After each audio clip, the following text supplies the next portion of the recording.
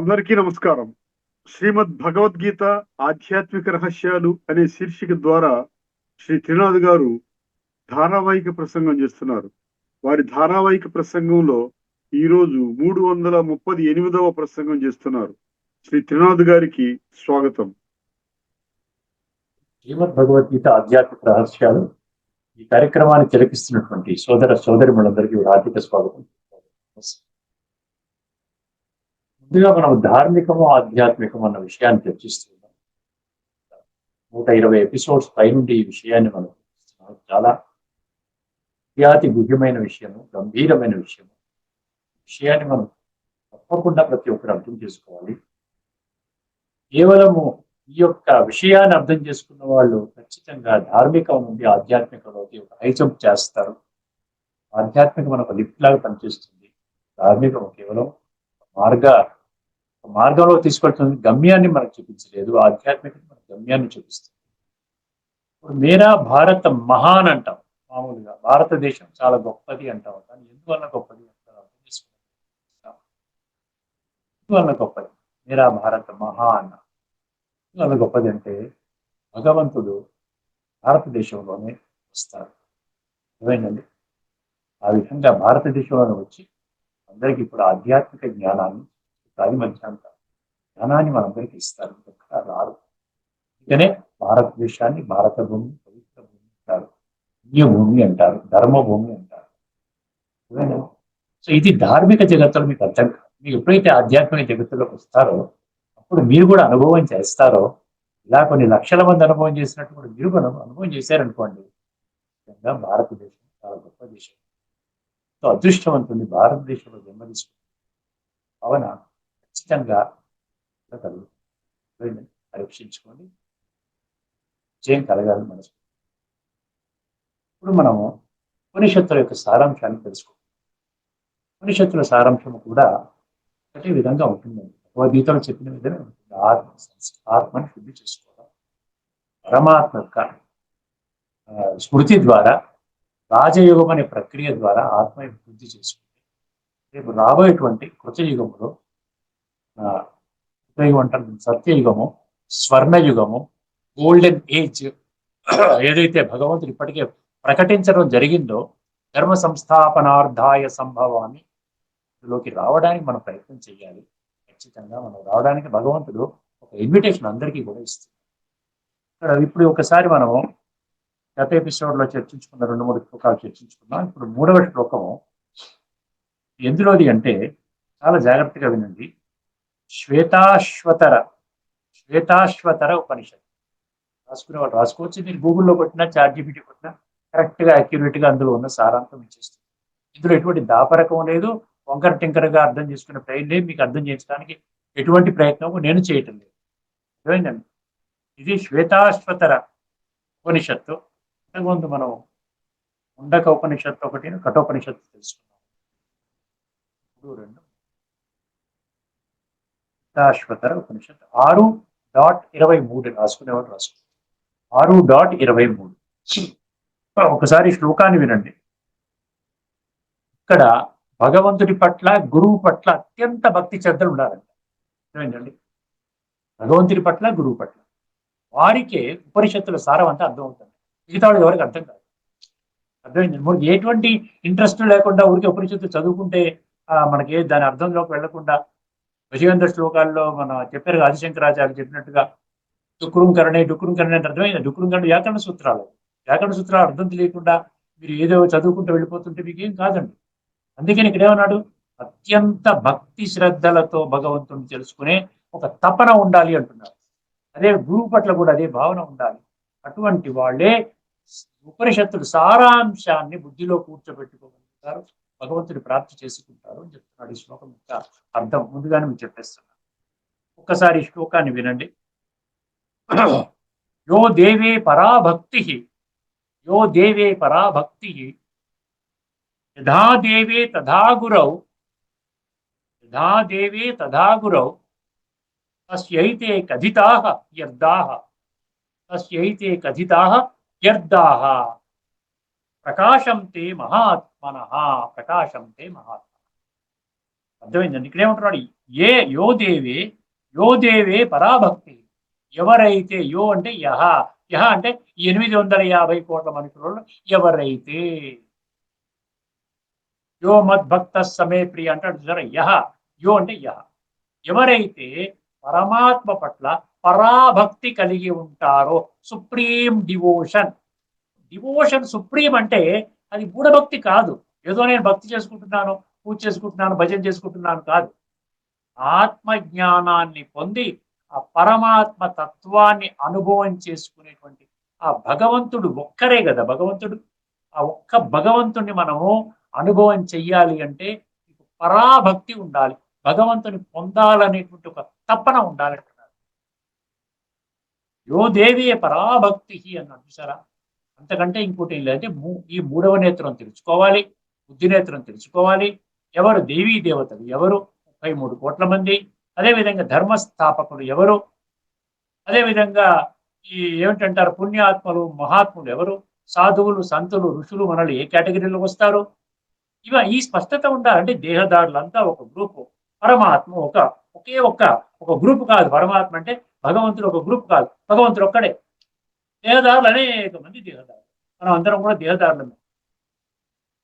అని ఈ విషయం తెలుసుకోకుండా పరాభక్తి ఎక్కడి నుంచి వస్తుందండి? అర్థం చేసుకోండి. బుద్ధి నేత్రాన్ని తెలుసుకోవాలి సత్యత ఆధారంగా, భగవంతుడి యొక్క సత్యస్వరూపము, అదేవిధంగా దేహదారుల యొక్క సత్యస్వరూపము. అర్థమైందండి. ఈ విధంగా తెలుసుకుంటేనే మనకి పరాభక్తి కలుగుతుంది. ఏమన్నారండి? యోదేవే పరాభక్తి.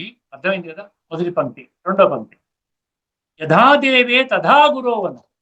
యథా ఏ విధముగా అయితే దేవుని పట్ల పరాభక్తి, భగవంతుని పట్ల పరాభక్తి, పరమాత్మ ఈశ్వరుని పట్ల పరాభక్తి ఉంటుందో అదే విధముగా గురువు పట్ల కూడా ఉండాలి అన్నారు.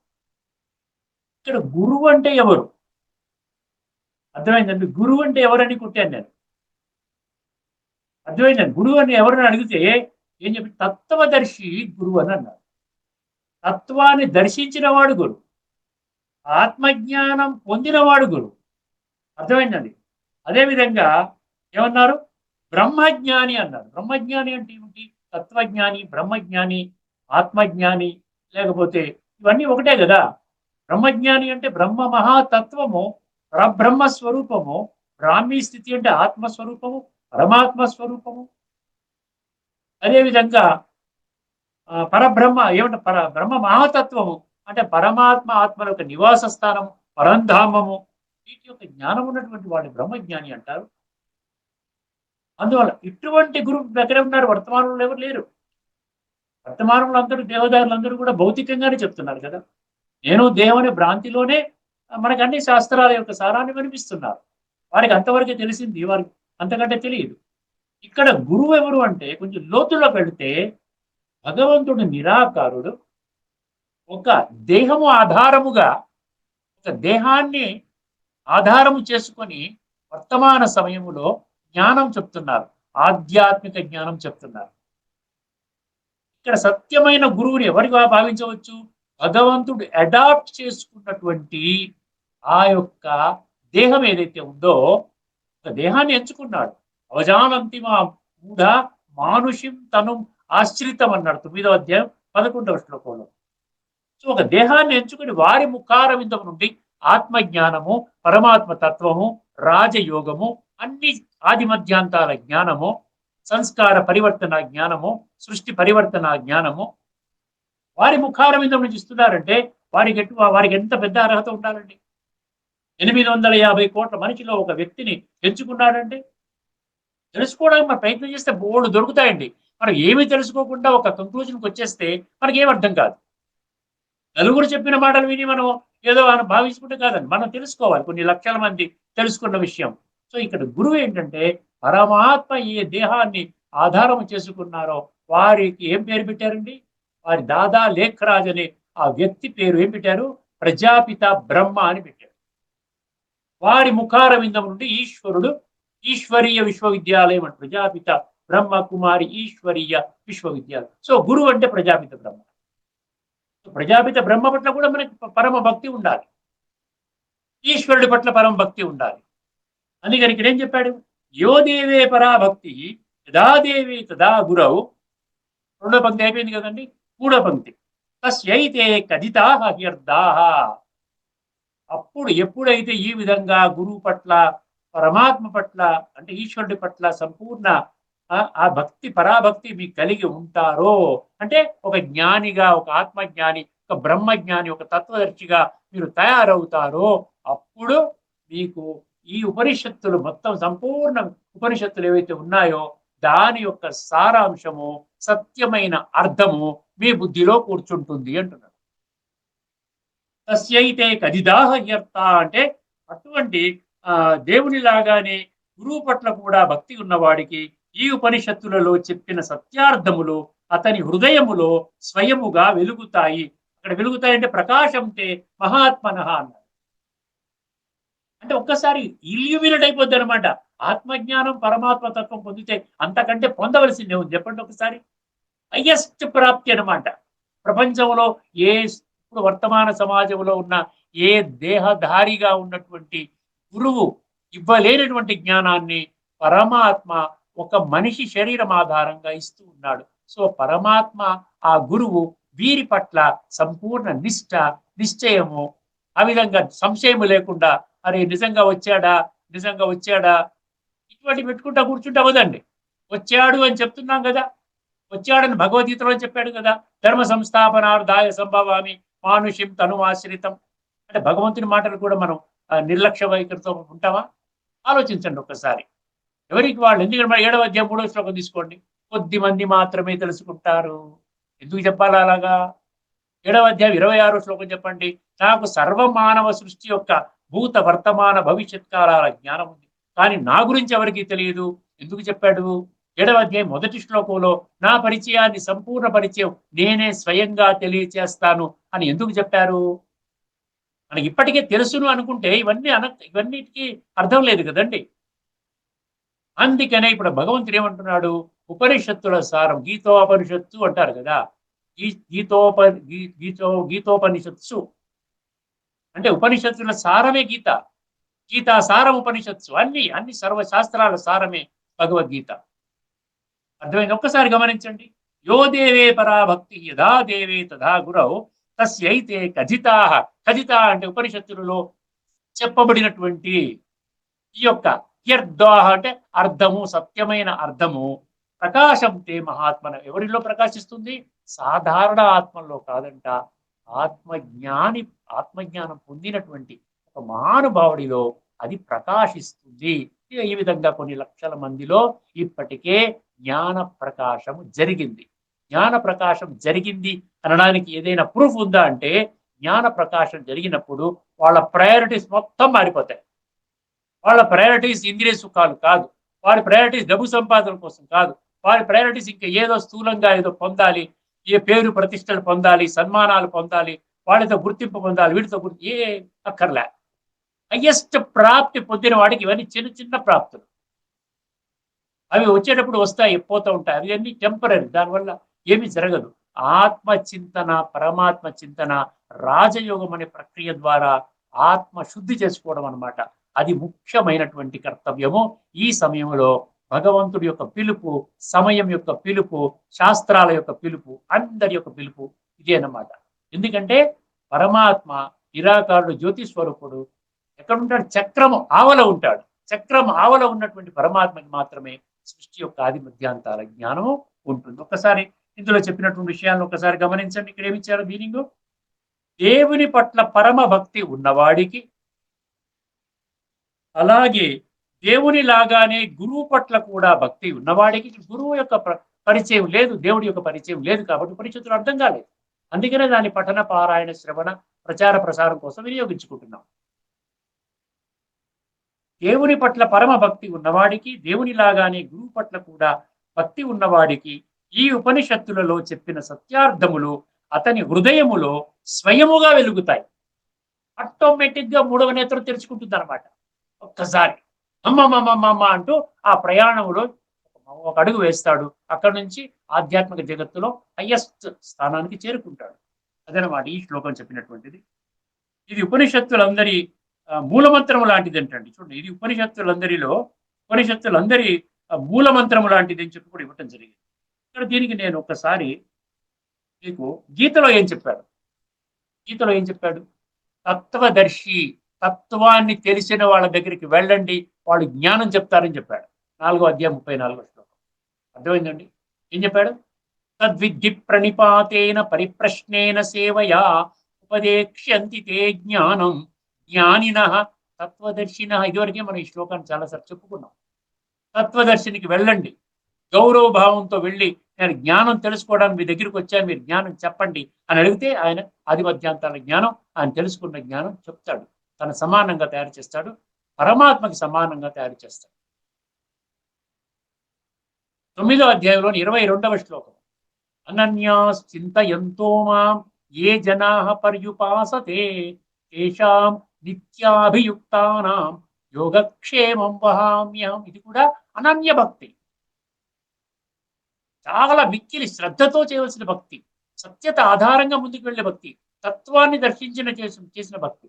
అనన్యాశ్చింతయంతో మాం అంటే అది. తర్వాత 18వ అధ్యాయంలోని 57వ శ్లోకం. ఎన్ని శ్లోకాలు భగవద్గీతలో చెప్పింటే ఇందులో సారం ఉన్నదని చెప్పడానికి అన్నమాట ఈ శ్లోకాలను మీకు ప్రస్తావిస్తూ ఉన్నాను.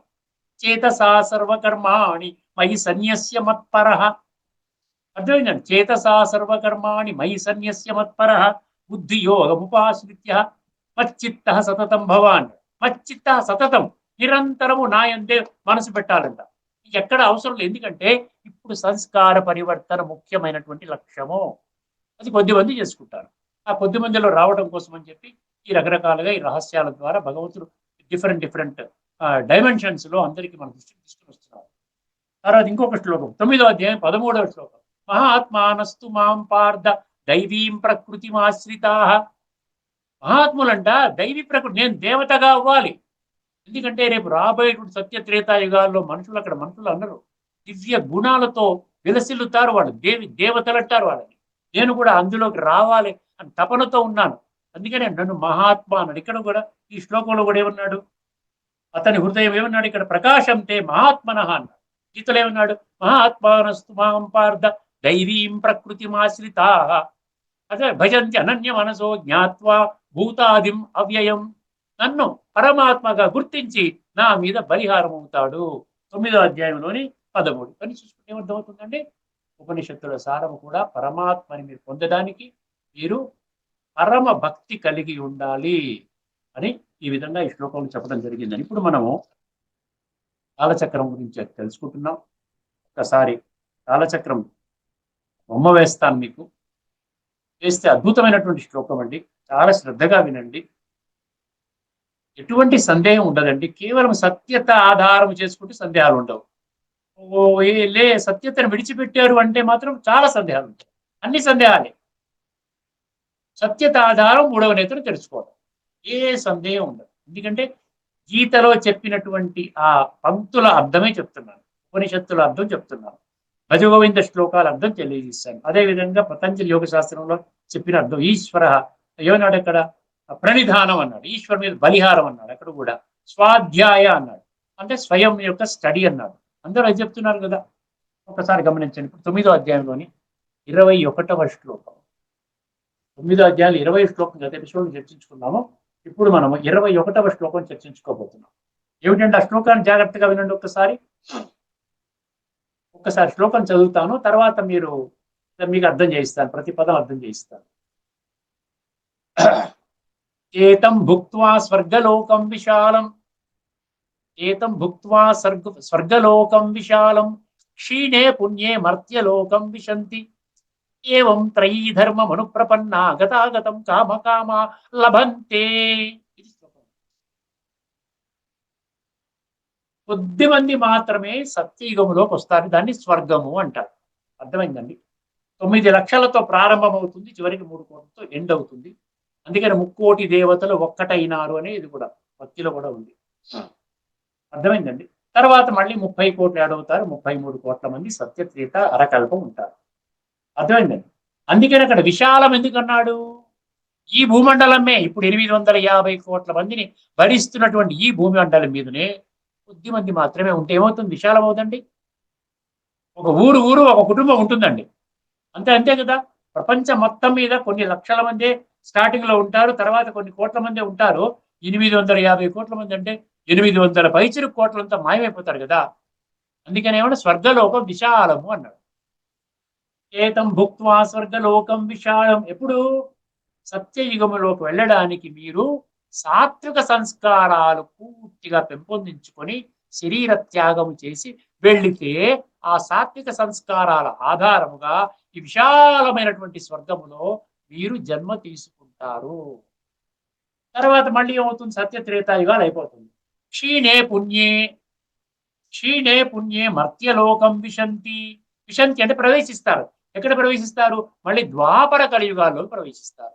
ఎప్పుడు ప్రవేశిస్తారు? ఈ పుణ్యము క్షీణించిన తర్వాత. పుణ్యం అంటే మీ సాత్విక సంస్కారాలు ఏ పుణ్యకర్మలు చేసుకున్నారో, పుణ్య సంకల్పాల ద్వారా, పుణ్యమైనటువంటి కర్మల ద్వారా చక్కగా మీరు పరమాత్మక స్మృతిలో రాజయోగం అనే ప్రక్రియ ద్వారా ఆత్మని సంస్కరించుకున్న కారణముగా మీలో ఆ విధంగా ఉన్నటువంటి సాత్విక సంస్కారాలతో మీరు జన్మ తీసుకున్నారు కాబట్టి ఆ సంస్కారాలు అరకల్పం మిమ్మల్ని కాస్తాయండి. అరకల్పం కాస్తాయి. తర్వాత అక్కడ నుంచి త్రేతా నుండి ద్వాపరంలో ఎప్పుడైతే ఎంటర్ అవుతారో క్షీణే పుణ్యే మర్త్యలోకం అన్నాడు. అక్కడ సత్యత్రేతాయుగాల మర్త్యలోకం అనలేదండి, దేవతాలోకం అన్నమాట. దేవతల లోకం అన్నమాట. దైవీ ప్రపంచం అది. ఇది మనుషుల ప్రపంచం అని చెప్తున్నాడు. ఇది ఇక్కడ ద్వాపర యుగం ఆరంభం నుండి. క్షీణే పుణ్యే మర్త్యలోకం విశంతి. ఇది అన్నమాట విషయం. ఏవం త్రయీ ధర్మం అనుప్రపన్న గతాగతం కామకామాలభంతే. ఇక్కడ త్రయీ ధర్మం అన్నాడు. ఇది చాలా ముఖ్యమండి. త్రయీ ధర్మం అంటే 3 ధర్మాల స్థాపన జరుగుతుందంట భగవంతుడి ద్వారా. కానీ ఇది భాష్యకారులకు అర్థం అవ్వలేదండి. అర్థమైందండి? త్రైవిద్య అన్న దగ్గర కూడా ఏం చెప్పారు? ఋగ్వేదము, సామవేదము, యజుర్వేదము చెప్పారు. అందులో పలికినటువంటి జ్ఞానము ద్వారా అన్నారు. అదేవిధంగా త్రయీ ధర్మం అంటే కూడా అదే చెప్పారు. అంతకంటే వెళ్ళలేకపోతున్నారు. వేదాలు హైయెస్ట్, దానికంటే భగవద్గీత హైయెస్ట్ అన్న సంగతి మర్చిపోయారు. అర్థమైందండి? గీతలోనే మనం ఒక 20 శ్లోకాలు వేదాల గురించి ఉన్నటువంటి శ్లోకాలు ఒక 20 ఎపిసోడ్స్ చర్చించుకున్నాం. ఒకసారి పునః పరిశీలించండి. భగవద్గీత కంటే మించినటువంటి శాస్త్రము, మించినటువంటి గ్రంథము లేదని 7వ అధ్యాయం 2వ శ్లోకంలో ఏం చెప్పాడు? జ్ఞానం తేహం సవిజ్ఞానం ఇదం వక్ష్యామి అశేషతః యజ్ఞాత్వానేహ భూయో అన్యత్ జ్ఞాతవ్యం అవశిష్యతే. ఎప్పుడైతే మీరు భగవద్గీత మాధ్యమముగా సాక్షాత్తు భగవంతుడినైన నేను సంపూర్ణ ఆధ్యాత్మిక జ్ఞానము మరియు ఆధ్యాత్మిక విజ్ఞానం అంటే ఈ ఆధ్యాత్మిక జ్ఞానాన్ని జీవితంలో అనుభవం చేసే విజ్ఞానం, నాలెడ్జ్ కమ్ విజ్డమ్, ఈ రెండింటిని అశేషము అంటే ఏది మిగల్చకుండా ఎప్పుడైతే నేను ఇస్తానో ఇంకా అటువంటి వాళ్ళకి ఈ లోకంలో ఎటువంటి జ్ఞానంతో అవసర పని లేదు అన్నాడు. 7వ అధ్యాయం 2వ శ్లోకం నోట్ చేసుకుని చదువుకోండి. అంటే హైయెస్ట్ జ్ఞానం మనం మిస్ చేసాం. హైయెస్ట్ జ్ఞానం ఇప్పుడు ఉన్నటువంటి వర్తమానంలో శాస్త్రకారుల దృష్టిలో వేదాలు హైయెస్ట్. అందుకనే ఇక్కడ త్రయీ ధర్మం అన్నా వేదాలే చెప్పారు, అక్కడ త్రైవిద్య అన్నా కూడా వేదాలే చెప్పారు. 9వ అధ్యాయం 20వ శ్లోకంలో త్రైవిద్య వచ్చింది. అక్కడ సామవేదము, యజుర్వేదం, ఋగ్వేదము చెప్పారు. ఇక్కడ అదే చెప్పారు. ఇక్కడ త్రయీ ధర్మం అంటే 3 ధర్మాల స్థాపన జరుగుతుంది. అర్థమైందండి? ఇప్పుడు ఎక్కడున్నాం మనం అందరం కూడా దైహిక భ్రాంతిలో అంటే శూద్ర ధర్మంలో ఉన్నాం. నేను దేవు అనుకున్నవాడు శూద్రుడు అన్నాడు. గీతలు చెప్పడం జరిగింది. అర్థమైందండి? శూద్రుల నుంచి ఏ విధంగా తయారు చేస్తున్నాడు? బ్రాహ్మణ ధర్మాన్ని తయారు చేస్తున్నాడు. మొదటి ధర్మం సంగమ యుగములో, ఈ కలియుగం యొక్క అంతిమ సమయము, కృతయుగం యొక్క ఆరంభ సమయము, ఈ మధ్యలో పరమాత్మ స్వయముగా ప్రజాపిత బ్రహ్మ శరీరం ఆధారముగా ఏమిస్తున్నాడు? ఈ బ్రహ్మ జ్ఞానాన్ని ఇస్తున్నాడు మనకి. ఆత్మజ్ఞానము, పరమాత్మ జ్ఞానము, సృష్టి చక్ర జ్ఞానము, సంస్కార పరివర్తన జ్ఞానము, కర్మల గుహ్యగతి, ఇవన్నీ మనకు తెలియజేస్తున్నాడు. అర్థమైందండి? దీని ద్వారా శూద్రులు అనబడేటువంటి వాళ్ళు సత్యమైన బ్రాహ్మణులుగా ఆ విధంగా పరివర్తన చెందుతారు. నంబర్ 1 శూద్ర ధర్మము. అక్కడ నుంచి శూద్రధర్మం కాదు, నంబర్ 1 బ్రాహ్మణ ధర్మం. శూద్ర ధర్మం నుండి బ్రాహ్మణ ధర్మంలోకి వచ్చేసాం. ఇంకా అవసరం లేదు. ఎవరైతే నేను దేహం అనే భ్రాంతిలోనే ఉంటారో వారు ఆ ధర్మంలోనే ఉంటారు. బ్రాహ్మణ ధర్మంలోకి రావడానికి అవకాశం లేదు. 2వ ధర్మము సత్యయుగము. అందులో ఉన్నటువంటి వాళ్ళందరికీ ఇక్కడ ఏమన్నా దైవీ సంస్కారాలతో ఉన్నటువంటి దేవతల ఆ విధంగా సృష్టి అన్నాడు. అక్కడ ధర్మం అన్నాడు. అర్థమైందండి? బ్రాహ్మణ ధర్మం తర్వాత బ్రాహ్మణ ధర్మం ముందు బ్రాహ్మణులుగా అయినప్పుడే ఆధ్యాత్మిక జగత్తులో బ్రాహ్మణులుగా అయినప్పుడే అప్పుడు ఏమవుతుందండి? దేవతలుగా అవుతారు. అంటే దేవతా ధర్మాన్ని స్థాపన చేసే రెండవ ధర్మం. మూడవ ధర్మము త్రేతాయుగము. త్రేతాయుగములో క్షత్రియ ధర్మాన్ని స్థాపన చేశాడు. అంటే బ్రాహ్మణ ధర్మము, దేవతా ధర్మము, క్షత్రియ ధర్మము, ఈ మూడు ధర్మాలనే ఇక్కడ భగవద్గీతలో త్రయీ ధర్మం అని అంటారు. ఈ త్రయీ ధర్మం అన్న సంగతి ఈ విధంగా అర్థం చేసుకుంటే మూడు ధర్మాలు అంటే ఈ శూద్ర ధర్మం నుంచి బయటికి పంపించేస్తున్నాడు. బ్రాహ్మణ ధర్మము, దేవతా ధర్మము, క్షత్రియ ధర్మం. అర్థమైందంటే ఇక్కడ ఇప్పుడు ఈ విధంగా అర్థం చేసుకుంటే ఈ శ్లోకం ఇంకా చాలా చక్కగా అర్థమవుతుంది. ఏతం భుక్వా స్వర్గలోకం విశాలం క్షీణే పుణ్యే మర్త్యలోకం విశంతి. ఏమని తర్వాత ఏమన్నాడు? ఏవం త్రయీ ధర్మమును ప్రపన్న గతాగతం కామ కామా లభంతే. గతాగతం కామ కామ అంటే ఏంటి? ఇక్కడ ద్వాపర యుగం నుండి మీకేమవుతుంది? ఎన్నో జన్మలు తీసుకుంటూ తీసుకుంటూ తీసుకుంటూ తీసుకుంటూ త్రేతాయుగం కూడా దాటుకుని ద్వాపర యుగంలోకి ఎంటర్ అయినప్పుడు మీలో దైహిక భ్రాంతి ఎంటర్ అవుతుంది. ఒక 50% నేను దేహం ఉన్నటువంటి స్పృహ కలుగుతుంది. ఎందుకంటే అలాగా దేహాలు మార్చుకుంటూ మార్చుకుంటూ మార్చుకుంటూ వచ్చినప్పుడు మళ్ళీ ద్వాపర యుగము నుండి నీకు దేహభ్రాంతి ఒక 50% ఎంటర్ అవుతుంది. తర్వాత కలియుగంలోకి ఎంటర్ అయ్యేటికి 100% నేను దేహం అన్న భ్రాంతిలో పడిపోతాను. పూర్తిగా 100% దేహభ్రాంతిలో పడిపోతాను. అందుకని అక్కడ కామ కామాల భక్తి అన్నాడు, గతాగతం అన్నాడు. సో ఈ విధంగా అక్కడ మనకి విషయ వికారాల వలయంలో చిక్కుకుంటాము. దైహిక కోరికలను తీర్చుకోవడానికి జీవితాన్ని పణంగా పెడతాము. విషయ వికార ఈ విధంగా ఇంద్రియ సుఖాలను తీర్చుకోవడమే జీవిత లక్ష్యముగా పెట్టుకుంటాము. సో ఆ విధంగా మనము సత్య త్రేతాయుగాలను విడిచిపెట్టి ద్వాపర కలియుగాల్లో ప్రవేశిస్తాము. అంటే మనమే ఒకప్పుడు సత్వ ప్రధానంగా ఉన్నాము, మనమే మళ్ళీ సత్వగా ఉన్నాము, తర్వాత మళ్ళీ మనమే రాజసిక స్థితిలోకి వస్తున్నాము. ద్వాపర యుగములో మళ్ళీ మనమే తమో స్థితిలో, తమో ప్రధాన స్థితిలో, కలియుగం యొక్క అంతిమంలో మనమే ఆ విధంగా దిగుతూ దిగుతూ ఉన్నాము. గతాగతం అంటే ఏమిటి? ఈ కాలచక్రంలో ఇదే ప్రయాణం చేస్తూ ఇదే పరిభ్రమణ చేస్తూ ఉంటారన్నమాట. ఏమిటి? ఇక్కడ శూద్రులుగా అయిపోతాం, సత్యత్రేత అయిపోయిన తర్వాత ద్వాపర కలియుగాల మెల్లిగా శూద్రత్వం అంటే దేహభ్రాంతి అంటే శూద్రత్వం. ఆ విధంగా ఇంద్రియ సుఖాలు అనుభవం చేసినటువంటి స్థితి. అక్కడ నుంచి మళ్ళీ మనం బ్రాహ్మణులుగా అవుతాము.